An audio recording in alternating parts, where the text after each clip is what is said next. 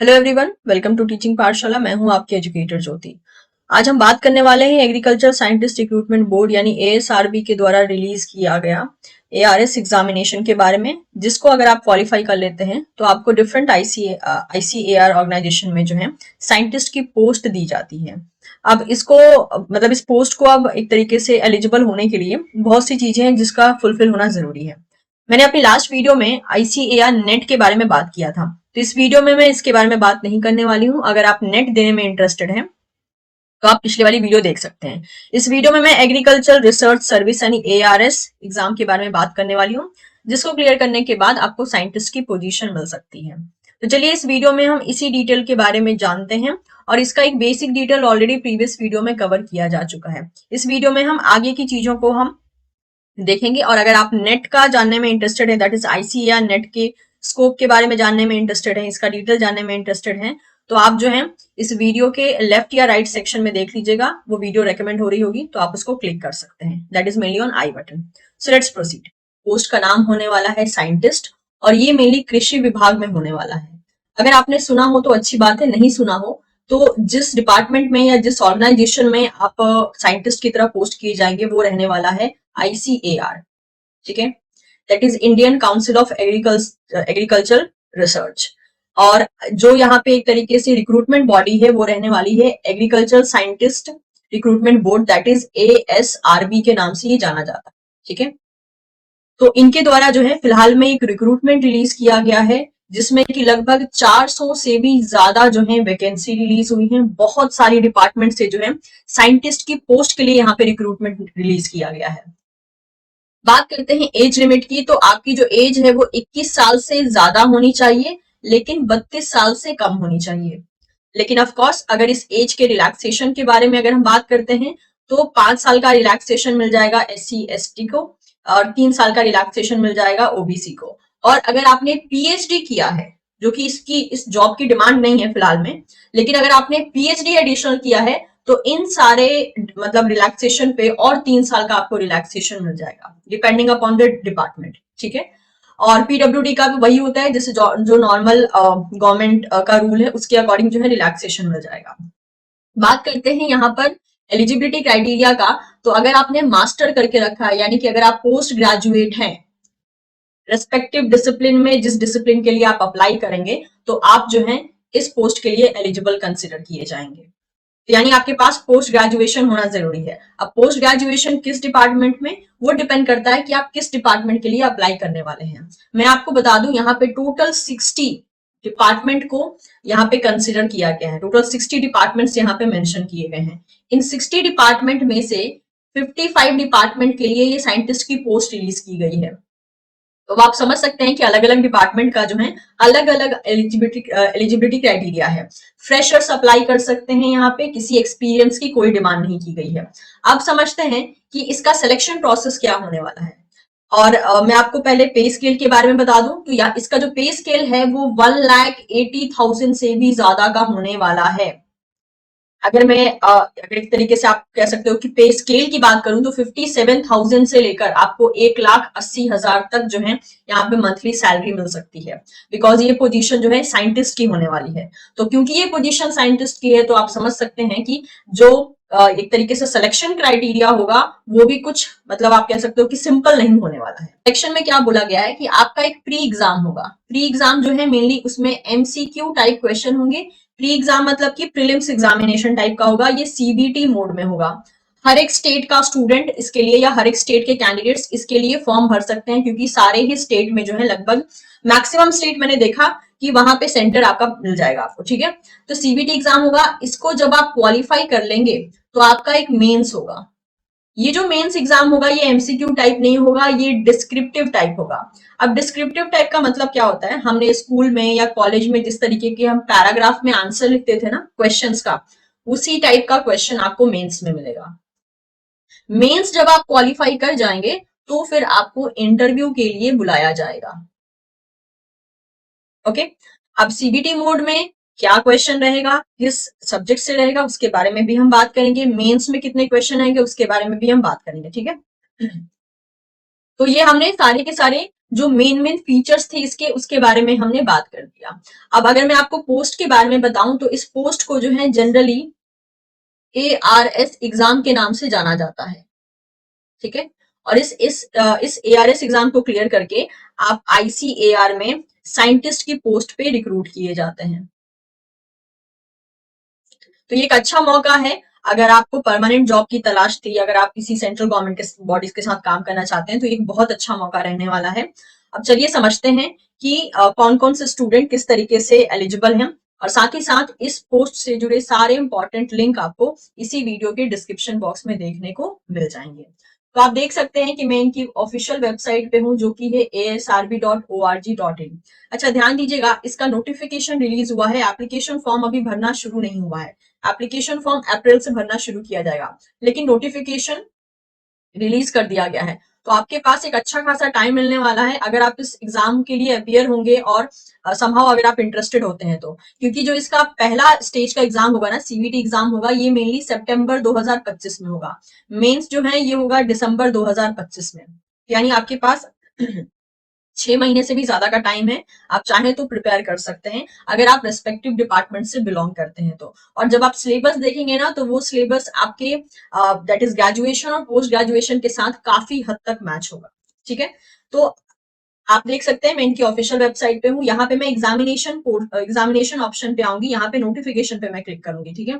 यहाँ पे पहला ही ऑप्शन आप देख सकते हैं जो कि है notification for combined national eligibility test NET agriculture research service. इसी की मैं बात कर रही हूँ जिसमें कि साइंटिस्ट की पोस्ट निकली है, ठीक है। एंड सब्जेक्ट मैटर स्पेशलिस्ट जिसको कि SMS कहा जाता है, and senior technical officer STO कहा जाता है, एग्जामिनेशन 2025। तो मैं आपको बता दूं, एक जो है ICAR के द्वारा एक कंबाइंड एग्जाम लिया जाता है। कंबाइंड एग्जाम मतलब कि मल्टीपल पोस्ट पे रिक्रूटमेंट के लिए सिर्फ एक टाइप का एग्जाम लिया जाता है। इस कंबाइंड एग्जाम में नेट एग्जाम चला आता है, ठीक है। इसके अलावा जिसकी मैंने अभी बात की दैट इज ARS की बात की हम लोगों ने, जिसमें कि साइंटिस्ट के पोस्ट के बारे में मैं बता रही हूँ। इस एग्जाम को अगर आप क्वालिफाई कर लेते हैं तो आप ICAR में साइंटिस्ट हो जाएंगे। नेक्स्ट अगर बात करते हैं तो यहाँ पे चला आता है SMS की पोस्ट एंड STO की पोस्ट। तो एक ही कंबाइंड एग्जाम होगा CBT मोड में, लेकिन उसके द्वारा आप नेट क्वालिफाई कर सकते हैं, आप साइंटिस्ट बन सकते हैं, SMO या STO की पोस्ट ले सकते हैं। लेकिन आपको डिसाइड करना होता है कि आप कौन से पोस्ट के लिए अप्लाई करना चाहते हैं।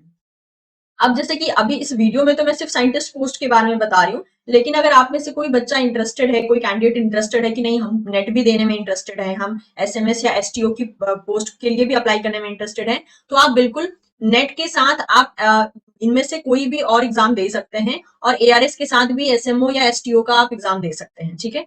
तो मैं आपको कॉम्बिनेशन भी बता दूंगी कौन कौन से कॉम्बिनेशन अवेलेबल है, ठीक है। टीचिंग पाठशाला पे जो है मैंने इसका एक डिटेल वीडियो अपलोड किया है। तो नेट एग्जामिनेशन के बारे में मैंने यहाँ पे अपलोड किया है, आप चाहें तो वहां पे विजिट करके डिटेल देख सकते हैं। तो लेकिन ये जो कंबाइंड एग्जाम है, मेक श्योर नेट के लिए सिर्फ और सिर्फ एक ही एग्जाम देना है, लेकिन ARS SMS STO के लिए आपको 3 टाइप के लेवल को पार करना है। पहला होगा CBT, फिर होगा मेंस एंड देन होगा इंटरव्यू। ये है डिफरेंस, ठीक है। चलिए तो अब हम इस नोटिफिकेशन को एक बार क्लिक कर लेते हैं, और आप देख सकते हैं ये पर्टिकुलर PDF मेरे सामने ओपन हो गया। लेकिन ये PDF अच्छा खासा लंबा है, बिकॉज इसमें चारों पोस्ट के बारे में बात की गई है। दैट इज लगभग 50 पेज का यहाँ पे आप देख सकते हैं ये PDF है। अब हम क्या करेंगे, इस PDF को डाउनलोड करके एक बार डिटेल में समझ लेंगे। लेकिन उससे पहले मैं आपको बता दूं, क्योंकि ये पोस्ट में एग्जाम इंक्लूडेड है, तो उस एग्जाम के लिए आपको सिलेबस कहाँ मिलेगा। तो इस एग्जामिनेशन ऑप्शन पे आपको क्लिक करना है। इस पे क्लिक करने के बाद आपके पास सिलेबस का ऑप्शन आता है। सिलेबस पे क्लिक करने के बाद जो है आपके पास एक और लिंक आएगी जहां से आप सिलेबस को डाउनलोड कर सकते हैं। तो मैंने सिलेबस को अलग से डाउनलोड कर लिया है, उसके बारे में भी हम डिटेल में समझ लेंगे। तो सबसे पहले चलिए बात करते हैं हम साइंटिस्ट पोजीशन के बारे में, क्या रिक्रूटमेंट रहने वाली है, एवरीथिंग, ठीक है। तो ये ASRB that is agriculture scientist recruitment board के द्वारा रिलीज किया गया है, जो कि ministry of agriculture farmer welfare government of India के अंडर में आता है। बात करें तो ये एप्लीकेशन फॉर्म को 24 फरवरी को रिलीज कर दिया गया था, और ये कंबाइंड एग्जाम होने वाला है for all the 4 different post.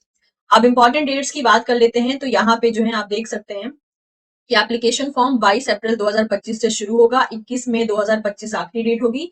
जो कंबाइंड एग्जाम होगा, जो पहला लेवल होगा एग्जाम का, वो होगा 2 से लेकर 4 सितंबर 2025 के बीच में, ठीक है। और जो मेंस एग्जाम होगा आपका, दैट इज एआरएस का मेन एग्जाम जो होगा, जो साइंटिस्ट का मेन एग्जाम्स होगा, जो डिस्क्रिप्टिव फॉर्म में होगा, वो 7 दिसंबर 2025 को होगा। ठीक है, ये जो डिस्क्रिप्टिव एग्जाम है ये सिर्फ और सिर्फ जो है आपकी साइंटिस्ट पोस्ट के लिए है, एसएमएस पोस्ट के लिए और एसटीओ पोस्ट के लिए है। सेंटर्स क्या क्या रहेंगे एग्जाम के, इसके बारे में एनेक्जर 2 में दिया गया है, और डिस्क्रिप्टिव एग्जाम का क्या सेंटर रहेगा वो एनेक्जर 3 में दिया गया है, जिसको कि हम वन बाय वन अभी आज ही जो है अभी फिलहाल में मैं आपको शो कर दूंगी। एप्लीकेशन फी की बात करें तो देखिए, मैं एआरएस के बारे में आपको एप्लीकेशन फी बता दूंगी, लेकिन मान लीजिए कि अगर आप एआरएस के साथ एसएमएस या एसटीओ के लिए भी अप्लाई करना चाहते हैं, तो इन दैट केस जो है आपके अनरिजर्व का 1000 रुपए फी हो जाएगा, ओबीसी ईडब्ल्यूएस के लिए 800, एससी एसटी ओबीसी के लिए sorry SC ST and PWBD के लिए कोई भी फी नहीं रहेगा।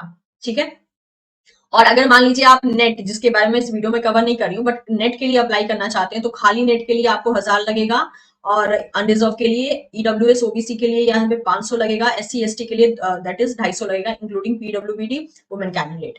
और अगर आप नेट के साथ कॉम्बिनेशन में एआरएस लेना चाहते हैं, या एसएमएस लेना चाहते हैं, या एसटीओ लेना चाहते हैं, तो उस केस में देख सकते हैं आप, अनरिजर्व के लिए 2000 हो जाएगा, ईडब्ल्यूएस ओबीसी के लिए 1300, एससी एसटी पीडब्ल्यूबीडी वुमेन के लिए जो है दैट इज 250 हो जाएगा। ठीक है, तो इस वीडियो में फिलहाल में जो हम कवर करने वाले हैं वो ये वाला कवर कर रहे हैं। ठीक है, और आपको जो फी है वो आपको bharatkosh.gov.in इस लिंक पे क्लिक करके जो है पे करना होगा, और जो एप्लीकेशन फॉर्म होगा वो ऑनलाइन ही अप्लाई होगा, इनकी इस वेबसाइट पे होगा, जिसका लिंक मैं आपको इसी वीडियो के डिस्क्रिप्शन बॉक्स में दे दूंगी। ठीक है, ये हो गया आपका डिटेल कि अप्लाई कैसे करना है। इंपॉर्टेंट नोट्स वगैरह हम ऑलरेडी देख चुके हैं। ओके, आप अगर कहीं और काम कर रहे हैं तो आपको एनओसी देना पड़ेगा, चाहे वो गवर्नमेंट हो या फिर प्राइवेट में आप काम कर रहे हो। मेक श्योर जब आप एप्लीकेशन फॉर्म फिलअप कर लेंगे ना, और मान लीजिए आपके पास कोई डाउट आता है, तो उस केस में आप इस ईमेल आईडी का सहारा ले सकते हैं, लेकिन जब भी आप उनसे किसी भी हेल्प की डिमांड करेंगे, उस टाइम पे आपको ये सारी डिटेल्स जो है मेल में लिखकर भेजना पड़ेगा, तभी वो आपके मेल के द्वारा जो है आपकी मदद कर पाएंगे। इनकी ऑफिशियल वेबसाइट जो है ये है, ध्यान रखिएगा। इसी वेबसाइट पे आपको सारा इन्फॉर्मेशन मिलेगा, जिसपे कि हमने शुरुआत में जो है देखा था कि कौन कौन से सेक्शन में जो है क्या क्या अवेलेबल है। जो हम शुरुआत में देख रहे थे वेबसाइट, वही वेबसाइट होने वाली है। ऑनलाइन एप्लीकेशन फॉर्म को फिलअप करने के लिए किन किन चीजों की जरूरत होगी यहाँ पे मेंशन कर दिया गया है, तो इसको एक बार गो थ्रू कर लीजिएगा आप लोग। नेक्स्ट, जो आप यहाँ पे एप्लीकेशन फॉर्म भरेंगे ना, तो उसकी सॉफ्ट कॉपी आप अपने पास रख सकते हैं, या हार्ड कॉपी का प्रिंट आउट निकलवा के अपने पास रख सकते हैं, ताकि फ्यूचर में जो है उसका आप इस्तेमाल कर सकें, क्योंकि फ्यूचर में जो है उसकी एक तरीके से जरूरत पड़ सकती है। For for any kind of a clarification या असिस्टेंस, अगर मान लीजिए आपको किसी टाइप के डाउट आता है, ठीक है, रिगार्डिंग फॉर्म फिलिंग या समथिंग एल्स, तो आप इस particular mail ID and phone number का इस्तेमाल कर सकते हैं फॉर दी हेल्प पर्पज। बात कर लेते हैं सेंटर्स की, तो आप देख सकते हैं ये सेंटर्स रखे गए हैं, स्टेट भी बता दिया गया है और सेंटर भी बता दिया गया है, लेकिन बोला गया है कि अगर बच्चे ज्यादा आ गए तो एक सेंटर पे मल्टीपल वेन्यू हो सकते हैं एग्जाम के। तो स्टेट आप देख सकते हैं, लाइक गुजरात हो गया, मेघालय, यूपी, वेस्ट बंगाल, कर्नाटक, मध्य प्रदेश, उड़ीसा हो गया, चंडीगढ़, तमिलनाडु, उत्तराखंड, दिल्ली, कर्नाटक, सिक्किम, आसाम, तेलंगाना, मणिपुर, एमपी, राजस्थान, जम्मू कश्मीर, असम, हरियाणा, केरल, पंजाब, महाराष्ट्र, बिहार, अंडमान निकोबार, पौंडीचेरी, छत्तीसगढ़, झारखंड, हिमाचल प्रदेश, उत्तर प्रदेश, आंध्र प्रदेश, देख लीजिए सारा ही लगभग स्टेट दे दिया है। डिस्क्रिप्टिव एग्जाम यानी मेंस के लिए जो है आप देख सकते हैं सेंटर एंड स्टेट। स्टेट में आपको बता दे रही हूँ, Gujarat, Karnataka, Meghalaya, UP, waste Bengal, Madhya Pradesh, Orissa, Chandigarh, Tamil Nadu, Uttarakhand, Delhi, Assam, Telangana, MP, Rajasthan, Jammu Kashmir, Haryana, Kerala, Punjab, Maharashtra, Bihar, Andaman Nicobar, Chhattisgarh, Gujarat, Himachal Pradesh, UP, Andhra Pradesh. ठीक है, चलिए, तो ये तो नेट का आ गया। हम बात करते हैं साइंटिस्ट पोजीशन की। अच्छा, साइंटिस्ट पोजीशन के बारे में अगर बात करते हैं तो पहले चला आता है एलिजिबिलिटी क्राइटेरिया। तो जैसे कि मैंने कहा कि इसमें सिर्फ और सिर्फ आपको पोस्ट ग्रेजुएशन चाहिए, आपको मास्टर की डिग्री चाहिए। ठीक है, और कोई डिग्री आपसे डिमांड नहीं की है, लेकिन ये मास्टर की डिग्री किस डिसिप्लिन में चाहिए, तो आप ध्यान दीजिए, डिसिप्लिन यहाँ पे बहुत सारा वैरी कर रहा है, क्योंकि ये एग्रीकल्चर रिलेटेड है, तो मैक्सिमम डिसिप्लिन एग्रीकल्चर रिलेटेड है। जैसे कि मान लीजिए डिसिप्लिन यानी डिपार्टमेंट का नाम है एग्रीकल्चर बायोटेक्नोलॉजी, उस केस में आप अगर अप्लाई करना चाहते हैं इस डिसिप्लिन या इस डिपार्टमेंट के लिए, तो आपके पास जो है मास्टर डिग्री होना चाहिए, that is in molecular biology and biotechnology, या फिर बायोटेक्नोलॉजी या agriculture biotechnology, plant biotechnology, genetic engineering, botany, life science, plant physiology, agriculture biochemistry, bioinformatics, genetics, plant breeding and genetics. ठीक है, तो इस तरीके से जो है आपको सारा कुछ देखना है। जैसे कि अगर मैं इसको एक बार थोड़ा सा जूम इन कर देती हूँ, ताकि हम सब कुछ देख पाए एक साथ। आप देख सकते हैं यहाँ पे कि ये हो गया एग्रीकल्चर बायोटेक्नोलॉजी, देन दूसरा डिपार्टमेंट है एग्रीकल्चर एंटोमोलॉजी। ठीक है, देन है agriculture microbiology, economic botany, plant genetics, genetics and plant breeding, nematology, plant biochemistry, plant pathology, plant physiology, बहुत सारे डिपार्टमेंट है। सीड साइंस से रिलेटेड डिपार्टमेंट है, फ्रूट साइंस हो गया, वेजिटेबल साइंस हो गया, एनिमल बायोकेमिस्ट्री हो गया, एनिमल बायोटेक्नोलॉजी हो गया, ठीक है। इसके अलावा एनिमल न्यूट्रिशन हो गया, एनिमल फिजियोलॉजी, डेयरी केमिस्ट्री है, डेयरी माइक्रोबायोलॉजी है, dairy technology, life stock product technology हो गया, वेटनरी मेडिसिन हो गया, पर्टी साइंस हो गया, वेटनरी साइंस हो गया, ठीक है। इसके अलावा यहाँ पे एक्वाकल्चर है, फिशरीज का डिपार्टमेंट है, फिश न्यूट्रिशन हो गया, एग्रीकल्चर मेट्रोलॉजी हो गया, इसके अलावा agriculture chemical, agronomy, environmental science का डिपार्टमेंट है, सॉइल साइंस, इसके अलावा agriculture science, home science, farm machinery and power हो गया, computer application and IT, land and water management, bioinformatics, food technology, agriculture structure, veterinary anatomy, agriculture physics, electronics and instrumentation, textile manufacturing and technology. आप देख सकते हैं पूरी 60 department है, और इन सारे के सारे 60 डिपार्टमेंट में सिर्फ और सिर्फ आपका मास्टर मांगा है उस रिस्पेक्टिव डिपार्टमेंट से या उस डिपार्टमेंट से मिलते जुलते हुए सब डिपार्टमेंट से। जैसे कि एक और मैं एग्जांपल दे देती हूँ, मान लीजिए आप बायो इन्फॉर्मेटिक्स डिपार्टमेंट से अप्लाई करने वाले हैं, या इसके मतलब कि बायो इन्फॉर्मेटिक्स डिपार्टमेंट में जो है अप्लाई करने वाले हैं, तो उस केस में आपके पास मास्टर डिग्री चाहिए बायो इन्फॉर्मेटिक्स में, या फिर एग्रीकल्चर बायोटेक्नोलॉजी में, या एग्रीकल्चर स्टैटिस्टिक्स में, या मॉलिक्यूलर बायोलॉजी एंड बायोटेक्नोलॉजी में, या फिर ओनली बायोटेक्नोलॉजी में। ठीक है, तो इस तरीके से आपको ये पूरे 60 जो डिफरेंट डिपार्टमेंट है ना, उसमें एक बार आपको अपने एंड से चेक करना होगा, क्योंकि देख लीजिए बहुत ज्यादा लंबा यहाँ पे लिस्ट दिया है इन्होंने एलिजिबिलिटी का। तो सारी लिस्ट यहाँ पे डिफाइन करना बहुत मुश्किल है, क्योंकि आप जैसे कि आप मान लीजिए आप एक ही पोस्ट के लिए अप्लाई करेंगे, क्योंकि मल्टीपल पोस्ट के लिए या मल्टीपल डिसिप्लिन के लिए आप अप्लाई नहीं कर पाएंगे, क्योंकि एक ही दिन सारा एग्जाम होना है, एक ही टाइम पे होना है, राइट। तो उस केस में डिफिकल्टी चली आएगी। तो इसलिए आपको अपने एंड से एक बार इस एलिजिबिलिटी क्राइटेरिया को गो थ्रू करना होगा। जैसे मैंने कहा, कोई एक्सपीरियंस डिमांड नहीं किया है, मास्टर की सिर्फ डिमांड की है कि मास्टर आपका रेस्पेक्टिव सब्जेक्ट में या उससे मिलते जुलते या फिर अल्टरनेटिव सब्जेक्ट में होना जरूरी है। लेकिन जो यहाँ मेंशन है ना, सिर्फ उसी में होना जरूरी है मास्टर, उसके अलावा और कुछ नहीं चलेगा। ठीक है, तो ये था एलिजिबिलिटी क्राइटेरिया। चलिए, तो अब एआरएस के बारे में बात कर लेते हैं। जिस साइंटिस्ट पोस्ट की हम बात कर रहे हैं ना, उसको एक्चुअल में एआरएस एग्जाम के नाम से जाना जाता है, जिससे मैंने अभी फिलहाल में आपको बताया। तो this is the agriculture research service, ARS. ये एआरएस एग्जाम जो है, it is for the direct recruitment examination for the post of entry level scientist in Indian council of agriculture research, जिसे हम आईसीएआर कहते हैं। तो ये एआरएस एग्जामिनेशन जो है, ये एक तरीके से डायरेक्ट रिक्रूटमेंट एग्जामिनेशन है, जिसमें कि साइंटिस्ट की पोस्ट के लिए रिक्रूटमेंट निकाला जाता है, और ये साइंटिस्ट का पोस्ट जो है आपको आईसीएआर के अंडर में मिलता है। ठीक है, जो कि Indian council of agriculture research है। और जो पे लेवल रहने वाली है आपकी, वो 10 रहने वाली है, जिसमें कि आपको 57,700 से लेकर 1,82,400 तक जो है आपकी पे स्केल हो सकती है। तो आप देख सकते हैं, ये अच्छी खासी रेपुटेटिव पोस्ट रहने वाली है। और जो स्टूडेंट इसके लिए अप्लाई करेंगे, उनको पहले सीबीटी मोड में प्रीलिम्स देना होगा, जो क्वालिफाइंग इन नेचर होगा, मेंस देना होगा जो डिस्क्रिप्टिव होगा, उसके बाद पर्सनल इंटरव्यू के लिए आपको अपीयर होना होगा। ठीक है, वैकेंसी भी देखेंगे हम, कितनी वैकेंसी रिलीज की गई है। सिलेबस के बारे में बात करें तो इन्होंने बोला एएसआरबी की वेबसाइट पे सिलेबस मिल जाएगा। देखिए, मैंने यहाँ पे ये सिलेबस डाउनलोड कर लिया है, लेकिन अब ये सिलेबस देखिए, ये टोटल 132 पेजेस का है। ठीक है, तो देखिए मैं आपको बता दूं यहाँ पर कि ये जो सिलेबस है ना, इसमें वो 60 के 60 डिपार्टमेंट्स मेंशन है, बट आपको पता है आप तो 60 डिपार्टमेंट के लिए अप्लाई नहीं करोगे, आप तो किसी एक डिपार्टमेंट के लिए अप्लाई करोगे, राइट। तो उस केस में आपको अपने डिपार्टमेंट का यहाँ पे सिलेबस देख लेना है।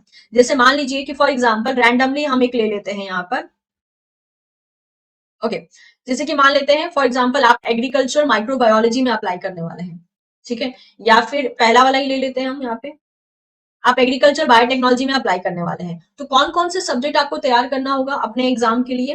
दैट इज ये हो गया सेल स्ट्रक्चर एंड फंक्शन, जिसे सेल बायोलॉजी कहा जाता है, bio molecule and metabolism, enzymology हो गया, इसके अलावा molecular genetics, gene expression, molecular biology biology techniques, gene cloning, molecular biology, plant molecular biology हो गया, tissue culture, plant genetic engineering हो गया।